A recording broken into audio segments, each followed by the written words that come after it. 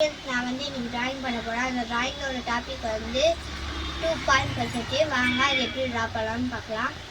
Friends, நம்ம வந்து இதுக்கு சென்டர் பார்த்துக்கணும். ஃபஸ்ட்டு நம்ம வந்து ப்ளஸ் போட்டுக்கணும். அதுக்கப்புறம் வந்து நம்ம வந்து இந்த டைமண்ட் ஷேப் மாதிரி போட்டுக்கணும். ஃபஸ்ட்டு நம்ம வந்து இந்த சென்டர் பார்க்கணும். சென்டர் பார்த்துட்டு நம்ம இங்கே ஒரு இது போடணும். அதுக்கப்புறம் வந்து இங்கே வந்து ஸ்டார்ட் ஆகி இங்கே போடணும். இதோட சென்டர் எங்கே இது போடணும். அதுக்கப்புறம் இதோட சென்டர் என்னது இதில் போடணும். இதோட சென்டர் இது. அதுக்கப்புறம் இதோட சென்டர் இது. இதோட சென்டர் இது. இதோட சென்டர் இது. இதோட சென்டர் இது. இதோட சென்டர் இது. இதோட சென்டர் இது. இந்த எல்லா லைனுமே இந்த டாட்டுக்குள்ளே தான் முடியணும். அந்த டாட்டுக்குள்ளே முடிஞ்சாதான் அதோட இது வந்து பர்ஃபெக்டாக இருக்கும். சென்டராக பார்த்துக்கோங்க. அதுக்குன்னு ஏகப்பட்ட லைன் போட்டிங்கன்னா அந்த வந்து நல்லா இருக்காது. அதுக்கப்புறம் நம்ம நெக்ஸ்ட்டு போகிறோம். இதோட சென்டர் வந்து எது நம்ம எல்லாமே முடிச்சாச்சு. நம்ம இப்போ வந்து நம்ம சென்டர்னால் பார்க்க தேவையில்ல. அப்படி பார்த்தா நம்மளுக்கு கஷ்டம் தான். அதனால் வந்து இந்த எண்டிங் டாட்டில் வந்து நம்ம யாருக்குன்னே பண்ணல அந்த லைனெல்லாம் வச்சு அப்படியே போட வேண்டியதான். அப்போ தான் நம்மளோட டைம் வேஸ்ட் ஆகும். நம்ம டிராயிங்கும் பர்ஃபெக்டாக இருக்கும். அதை வச்சு போட்டு பாருங்கள். ஃப்ரெண்ட்ஸ் பாருங்கள், எல்லாத்துலேயும் நம்ம வந்து பண்ணியாச்சு. இதே மாதிரி லைன் போட்டுக்கோங்க. அதுக்கப்புறம் வந்து இதுலேருந்து நம்ம பண்ணிட்டோமா. ஃபஸ்ட்டு நம்ம இங்கே ஒரு கோடு போட்டாச்சா.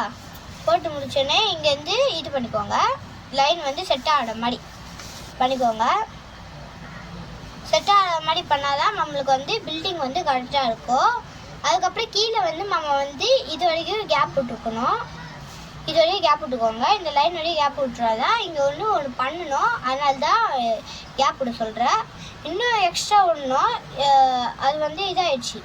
இங்கே ஒரு கேப் விட்டுக்கிட்டு இங்கே ஒன்று பண்ணணும். கலர் அடிக்கணும். அதை வந்து நம்ம பண்ணணும். அதுக்கப்புறம் நெக்ஸ்ட்டு வந்து நம்ம வந்து இன்னொரு கேப் விட்டுட்டு அதே மாதிரி தான் எல்லாமே அதே மாதிரி தான் பண்ணணும். அப்படியே கேப் விட்டுட்டு அந்த லைனுக்கு ஏற்ற மாதிரி போடணும். அதே மாதிரி தான் இங்கேயோ அதே லைன் ஏற்ற மாதிரி தான் போடணும். போட்டு முடிச்சோடனே அவ்வளோதான். நம்ம வந்து அதுக்கப்புறம் நம்ம வந்து விண்டோ வரையணும். விண்டோ இதே மாதிரி தான் எல்லா லைனுமே அந்த லைனுக்குள்ளே தான் வரையணும். ஏன்னா அந்த லைன் விட்டு போனால் நல்லா இருக்காது டிராயிங்கு. வரைஞ்சிட்டு அதுக்கப்புறம் கீழே வந்து 2 டோர் வரைஞ்சிக்கலாம்.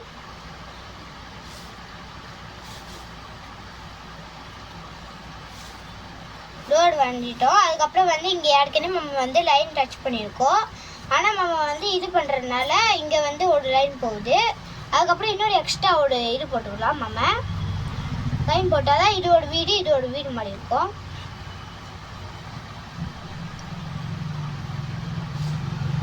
அதே மாதிரி தான் இங்கேயும் பண்ண போகிறோம். இதோட வீடு போட்டுக்கலாம். அதே மாதிரி இங்கேயும் போடலாம். இது போட்டு முடிச்சோமா.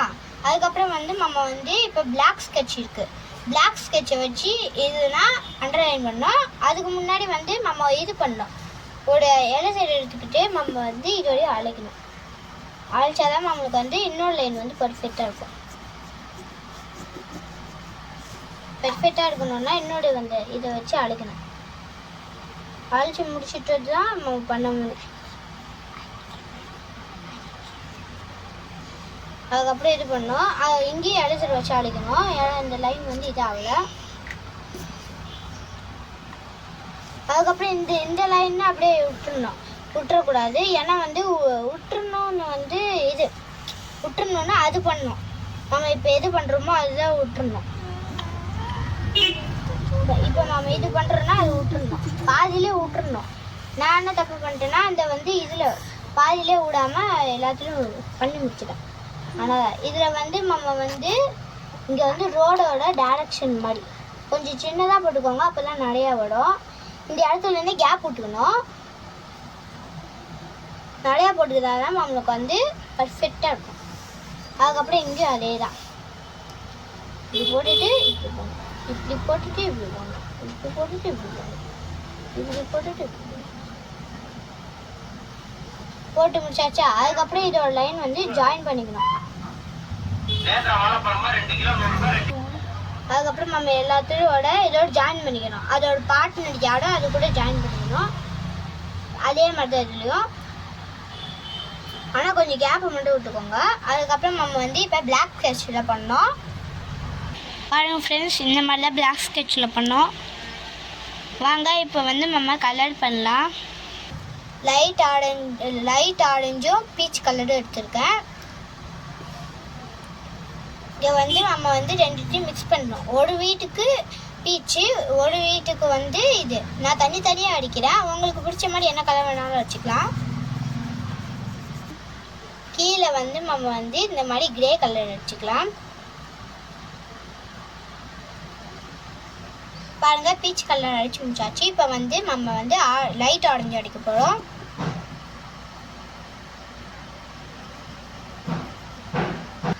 பாருங்க, நம்ம வந்து ரெண்டுத்துக்குமே அடிச்சு முடிச்சாச்சு. இப்போ வந்து நம்ம வந்து ஃபஸ்ட்டு டார்க் அடிக்கிறோம். இந்த சைடில்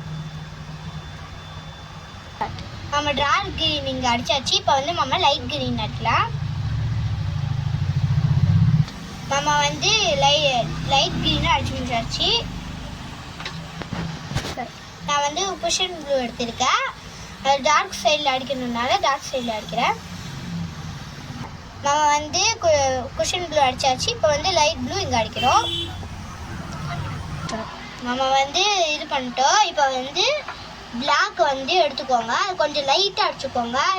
அதுக்கப்புறம் பிளாக்கு, அதுக்கப்புறம் நான் ப்ரௌன் எடுத்துக்கிட்டேன். வெறும் ப்ரௌன், லைட் ப்ரௌன் இல்லை, டார்க் ப்ரௌன் இல்லை.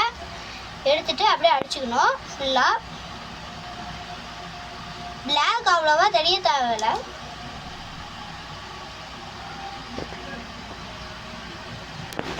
நம்ம அடிச்சு முடிச்சாச்சு. இப்போ வந்து நம்ம பிளாக் அடிக்கணும். இந்த ஏடோக்கு வந்து நம்ம பிளாக் தான் அடிக்கணும். அதான் பிளாக் அடிக்கிறேன். இங்கேயும் நம்ம பிளாக் தான் அடிக்க போகிறோம். பாருங்க, இது இங்கேயும் பிளாக் அடிக்கணும். அப்போ தான் வந்து இது, ஏன்னா இது வந்து ரோடுனால நம்ம பிளாக் தான் அடிக்கணும். ஃபுல்லாக பிளாக் அடிச்சிடலாம்.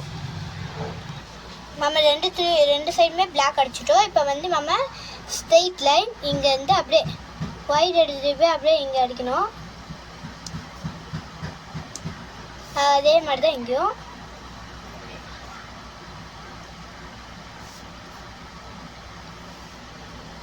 விண்டோவுக்கு மட்டும்தான் அடிக்கணும். வாங்க, விண்டோவுக்கு வந்து நான் வந்து ரெட் கலர் அடிக்கிறேன். உங்களுக்கு பிடிச்ச சாய்ஸை வந்து நீங்கள் அடிச்சுக்கலாம்.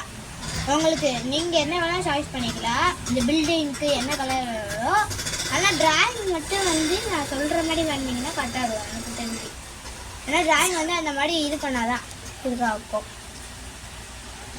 நம்ம வந்து ஃபஸ்ட்டு அடிக்கும் போது நம்ம வந்து ஒயிட் கலர் சேர்த்துக்கலாம்.